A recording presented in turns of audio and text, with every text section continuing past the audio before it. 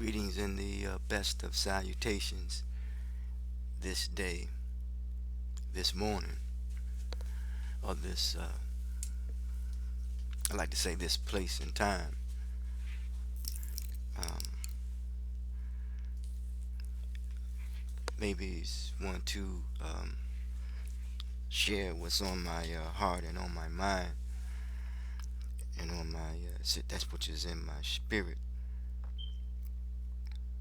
and that which is I am confronted with is to the topic of discussion, and it may go in another direction, is to keep good companionship.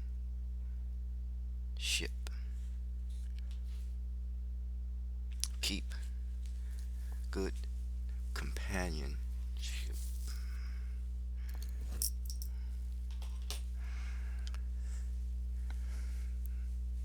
It says that the of people that flock together, birds of the same feather flock together. Maybe using that term in the wrong way, expressed in the wrong manner. But when I think of flock, I think of in terms of sheep, and I also think of terms of what I've read from the teachings of, or the writings, I should say, of Chinka Diop, shepherd people, Haskell's cutthroat, ignoble people, which is associated with ignorance. And for me, I've learned that ignorance is the result of hostility, as if there is nothing else to be learned. Yes. And this environment is a learning environment, our existence here. We learn to overcome our ignorance when it comes to the development of our intellect, when it comes to science, technology, engineering, industry,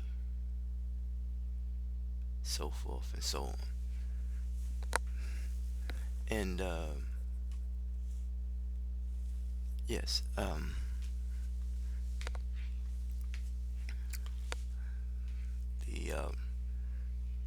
brothers who created the ability to be on top of the surface of for a certain amount of time, for a certain amount of ingenuity when it comes to creating a machine that is able to, you know, fly like birds, you know. Yes, now we just call their airplanes, you know. And humankind has been able to create boats to sail the seas, and many people, I mean, some people know about the builder of Paul Coffey, um, African American, who is considered to be the father of consciousness, of what they call black consciousness, even though black is associated with the word lack. But we know that there's nothing black or white. It's just something that's been applied to human beings. Still on the company that one keep. And we have learned to create technology such as when it comes to the internet to be able to connect with people all over the globe, all over the world, and do not have to physically be there, but to visually be there through sound, because before there is motion, there is sound, you know. Yes. Uh, we have created rocket ships, the human mind, the human intellect. We have been able to create what is called robots, machines, cars that is able to take us to travel. You know, I believe it was Mark Twain that talks about that travel eliminates bigotry and prejudice. You know, so when you keep good company, it should help us to eliminate bigotry and prejudice. You know, going beyond race, going beyond class, going beyond gender, going beyond economics, going beyond education, going beyond politics. Yes. So the good company that you keep. I was thinking about this in reference to what I said earlier, what I was initially confronted with is that one's capability, the potential to do great things, but yet the things that which one is able to do when it comes to his or her greatness, you know, it is a favor that has been given.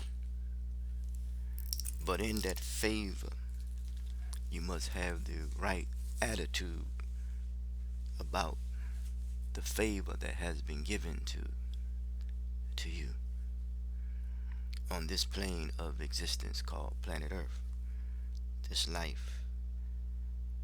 We all possess knowledge, but the attitude that we have in the usage of that knowledge in the manner and a way that will cause hurt, harm, and danger is, for me, associated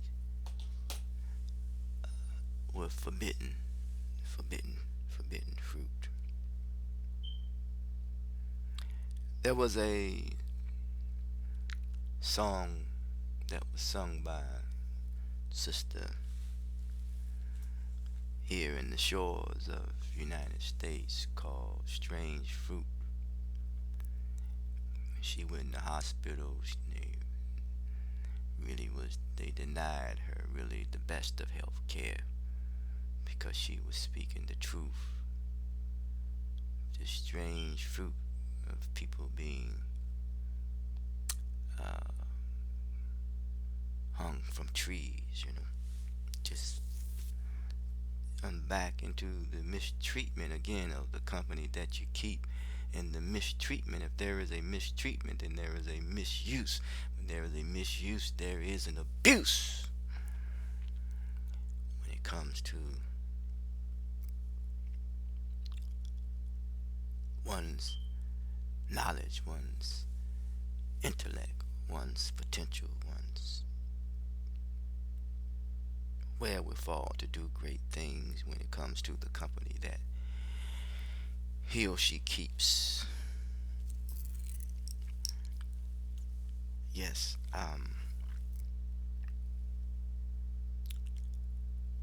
I have experienced the times when interacting with people where you may have the capability to do great things, but yet you're not dependable. Or you means you're not reliable. When you're not reliable means you're not credible, because that which needs to be restored is one's social credibility, the good company that you keep. We're living in a society where there is outside influences that dictates the manner and the way in which not only we interact with one another, but the way we do business with one another.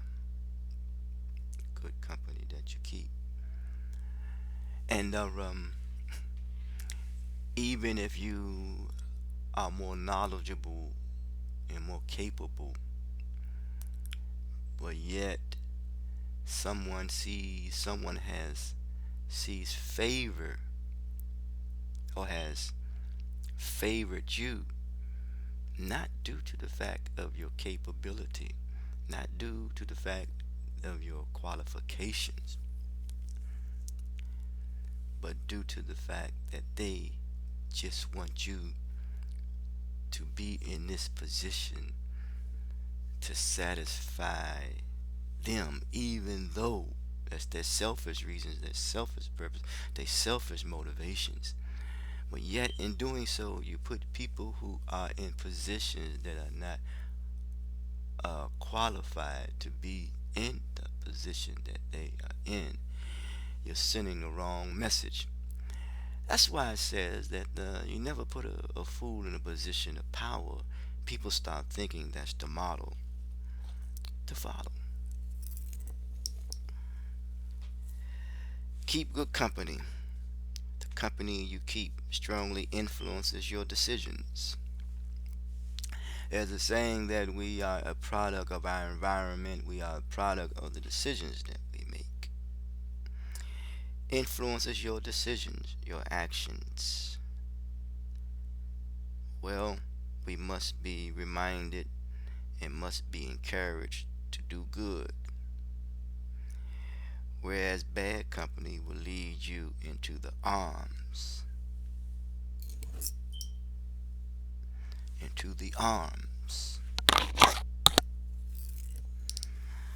of those outside influences that will cause you to injure, hurt, harm, and endanger people, because you have in the bad company that one keeps has been influenced. Your decision making has been influenced by the company that you keep. Is that a absolute, or does it satisfy one's intellectual ego based upon good or bad, right or wrong? There must be a balance there in all that we do, because when you have balance, you have understanding, and when you have understanding, you have clarity. But this good company that one keeps, a companion, you have the word co in the word itself. You have the word company, companion. Is it necessary for us to respect other people's perspectives, because companion others people's opinions, and that which we hold in confident one with another, and at the right time we shared that which we keep our eye on is our goal and what is our goal or the ultimate goal when it comes to humanity. I say the ultimate goal is to come into complete civility, but before that, it is associated with accountability. So, to keep good company with people who know the importance of the goal or the aim is accountability, so that people will be, the human person will be established in a responsible manner, knowing that he or she is responsible to be accountable, because we all have to face the consequences of our actions, whether good or bad. So we must be mindful of that. And when it comes to a fall, humanity's fall is due to the lack of accountability. And may we also be mindful of this here too when it comes to one's position of power, prestige, privilege, and some will call prominence. Is that may we uh, all learn not to make mockery of each other, that we insult each other. There is a Hebrew teachings that says, when you publicly make mockery or assassinate one's character, that's akin to murder. You know, because the person that you're making mockery of, even in his or her um, state of condition, that may not be in the best condition in comparison to the state of condition of others in the in a classification society of class, in the manner in which we interact and determine our relationships based upon wealth, which is an injustice, as Dr. King would say here in the United States of America, is that, and we can use this worldwide, international unity, global solidarity, but it's that the not to make mockery of those who has failed on hard times, not to insult them and make mockery of them because they may wind up being in a better position than you are. And let's look at that in many ways. They could, the roles could change, and at the same time, they may have some morals, um, if I may use that word, and not in the sense when it comes to money, but I'm talking about that they refuse to allow themselves to think in a manner, in a way that they will try to um, insult another person and judge another person and interact in another person based upon one's power, privilege, prestige, and prominence. That they could be on a more even keel in their attitude, put it that way, in their attitude when it comes to life. And it may sound kind of strange, maybe it does sound strange, but if we can not make mockery and judge people and downplay them due to their misfortune, because there's an African proverb that says African or social comes about due to some misfortune in life. And needless to say, may we keep good companionship with our thoughts. I mean, with our feelings first, with our thoughts, with our attitude, with our speech, and with our language, and with our actions. And when we do so, first with keep good companionship with our feelings, it would we must have an understanding of that and realize that we need to be less emotional. I mean, the balance of being logic and emotions must have balance. In doing so, the end result is to restore social credibility. And when we keep good companionship with our thoughts, it first must be understood the develop one's tolerance. I call it universal tolerance, and that is designed. And the end result, I should say, is to readdress social diversity, moving from a persecuted minority, overcome all forms of persecution, because it is is the account. Remember, the aim is accountability. We all are accountable one for another when it comes to salvaging the soul of humanity. And the end result is to readdress, give it a new address, readdress the light, the energy of social diversity. But it's really talking about one's aspiration, because when inspiration comes down, aspiration goes up. And keeping good companionship, um, the third aspect of that, if I may use that, is to we must understanding tolerance is still with the temperance, self-control slash temperament, and it has something to do with our attitude. Yes, the correct attitude.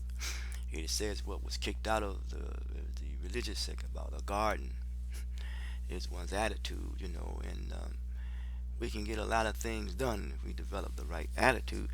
Excuse me, but the human person must be established first. But the end result of that is to revise social coherency. We must become cognitive of it and coherent, whole, coherent, whole. Yes, and then a good companionship. We said with attitude, with our thoughts and our feelings, is the language what we communicate, because for the most part our inner conversations that we have with ourselves create our circumstances. Yes, and circumstances makes us other than ourselves, you know. So, but we must have the temperance, self-control, and the right temperament, the attitude that revives social coherency. And I said the language is about confidence, because he or she, as Marcus Garvey said, a brother that was from Jamaica and came here to the United States to study philosophy here, Booker T. Washington, another what they call African American philosophy of self-reliance. But he who she has confidence is twice defeated. I remember there was a young lady here, and her father has taught his daughters to play this game here called tennis. I mean, in America, everybody know about tennis, French and U.S. all these tennis tournaments. But the young lady was talking about she's going to be champion, and the interviewer kept challenging what she was saying, and her father says, "Man, didn't you hear what she said? Don't destroy her confidence." So when you establish the human person, you never destroy the confidence of a child. Because children learns in picture form. Picture form becomes a meaning. That meaning becomes an emotion, and you act on it. and you see an image on there and a positive image, then you aspire to that. So never destroy the confidence of a child. But yes, the good companionship deal with the language, and that's having to do with confidence and its desires to replenish social continuity. That is the evolutionary process, the evolving. Know the nature of your, understand the nature of your origin from when you begin, as a child, as a sperm cell or a blood clot, whatever it is. It is an evolving process. It is constantly growing a organism unto completion, unto maturity. And I'm mindful anything that has taken form will always be remembered. And I say this to say with great respect and great honor for those who did not come out from the womb of their mother. Yes, but it is designed. The end result is to replenish the social continuity. But we don't want to be depleted in our companionship without being replenished, because good company do not deplete you. Good company is not a host that attacks you or sucks out the life of you. It is the connection of energy that is always flowing. It is always replenishing, always transforming, always giving you the energy that you need, and the push, the drive, the motivation, the determination, the commitment, the dedication, the confidence, the honor, the dignity, and the respect. Good company does that. Good company does not disrespect you. It does not tear you down. It does not hurt you. It does not injure you. It does not endanger you. It does not harm you. It does not kill your spirit. Good company is a living organism. It is life.